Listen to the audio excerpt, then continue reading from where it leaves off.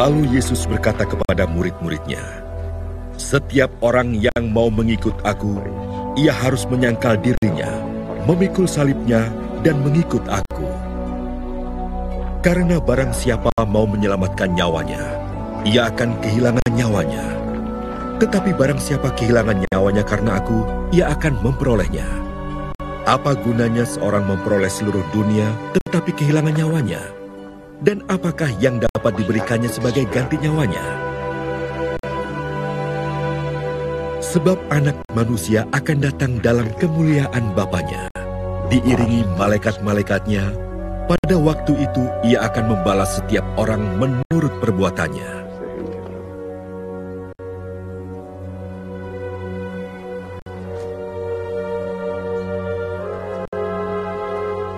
Aku berkata kepadamu, sesungguhnya di antara orang yang hadir di sini, ada yang tidak akan mati sebelum mereka melihat Anak Manusia datang sebagai Raja dalam kerajaannya."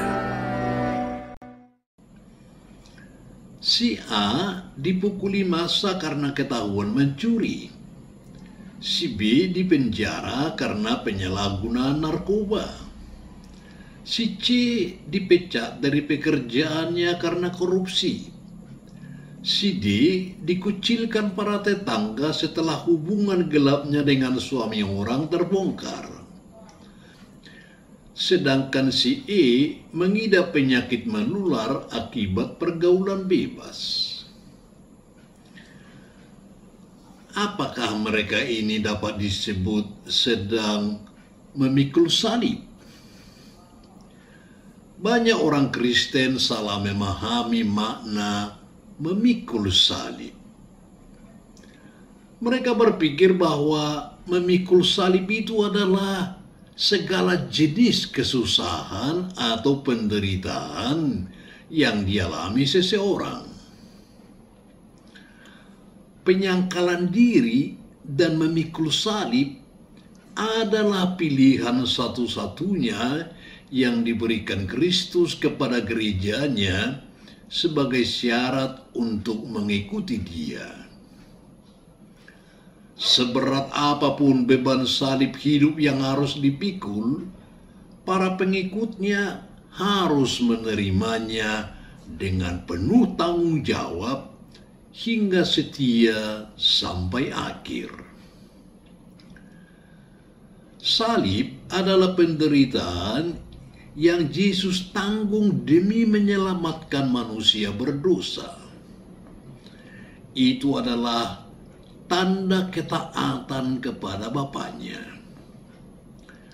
Jadi, ketika Dia mengatakan bahwa kita harus memikul salib, artinya kita harus rela mengalami kesusahan, penderitaan, bahkan kematian sekalipun sebagai akibat ketaatan kita kepadanya.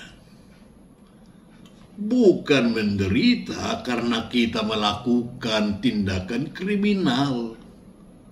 Bukan pula karena kebodohan, kekeliruan, atau kecerobohan kita. Melainkan karena kita berpegang teguh pada perintah Kristus. Salib yang harus kita pikul itu bentuknya beragam.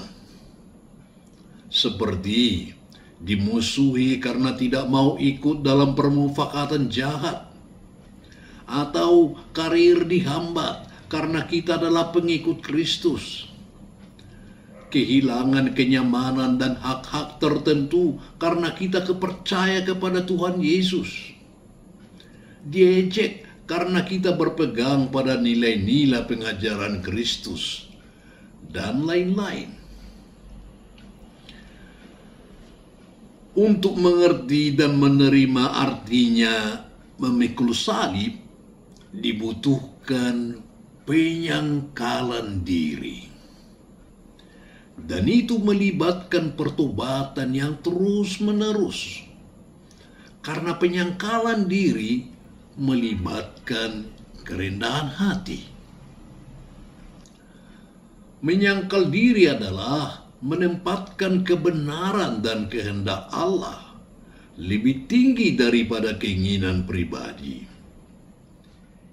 Ini adalah suatu tindakan yang tidak mudah, karena kita sering melakukan apa-apa yang kita anggap gampang dan menguntungkan kita, tanpa mempertimbangkan apa sebenarnya diinginkan oleh Tuhan dalam setiap kehidupan.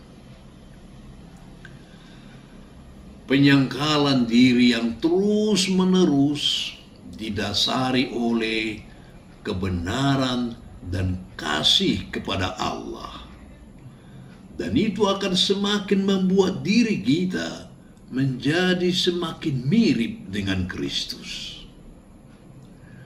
Dan penyangkalan diri ini akan membawa kita kepada kebebasan. Karena kebenaran adalah membebaskan. Dan dengan kebebasan yang benar ini, maka kita akan semakin mengikuti perintah Allah dengan lebih mudah dan lebih siap.